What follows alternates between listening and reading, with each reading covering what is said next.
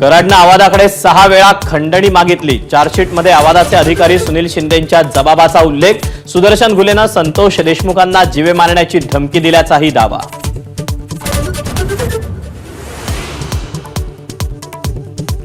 परळीतील जगमित्र कार्यालयातून वाल्मिक कराडनं खंडणी मागितल्याचा आरोप। आवादा अधिकाऱ्याच्या जबाबातून स्पष्ट उल्लेख। तर धनंजय मुंडेंना सहआरोपी करण्याच्या मागणीचा दमानियांकडून पुनरुच्चार।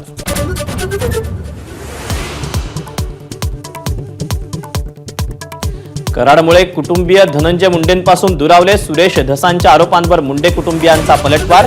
धनंजय मुंडेंच्या पाठीशी संपूर्ण कुटुंब। आरोप बिनबुडाचे, भाऊ अजय मुंडेंचा दावा।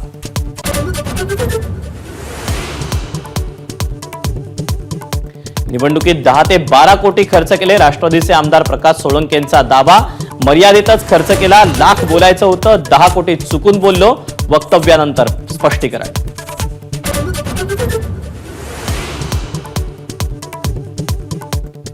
सतीश उर्फ खोक्याचा बीड जिल्हा आणि सत्र न्यायालयात अटकपूर्व जामिनासाठी अर्ज। जामीन अर्जावर उद्या सुनावणी। खोक्याच्या अटकेसाठी पोलिसांच्या 2 टीम रवाना।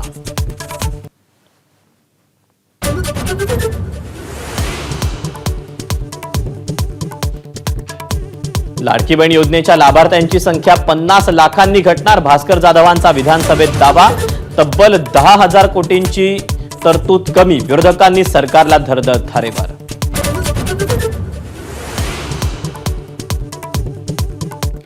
एकनाथ शिंदेंनी मुख्यमंत्री असताना सुरू केलेली आनंदाचा शिधा योजना अखेर बंद। एबीपी माझाच्या बातमीवर शिक्कामोर्तब। कोणतीही योजना बंद होणार नाही, सरकारची सारवासारव।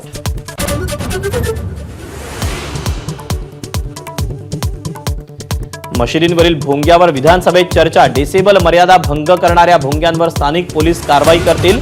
मुख्यमंत्री फडणवीसांचे निर्देश। रात्री 10 ते सकाळी 6 पर्यंत सर्व भोंग्यांवर निर्बंध।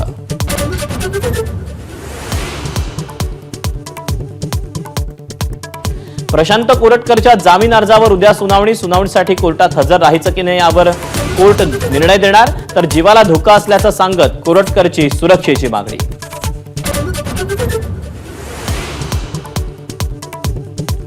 रस्त्यावर अश्लील कृत्य केल्याप्रकरणी गौरव आहुजाला 14 दिवसांची न्यायालयीन कोठडी।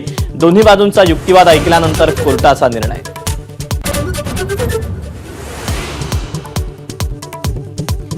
पाकिस्तानात 500 प्रवाशांनी भरलेली ट्रेन हायजॅक। बलुचिस्तानमधील लिबरेशन आर्मीकडून 100 प्रवासी ओलीस। ट्रेनमधील 6 सुरक्षा कर्मचाऱ्यांची हत्या झाल्याची माहिती। एबीपी माझा, उघडा डोळे बघा नीट।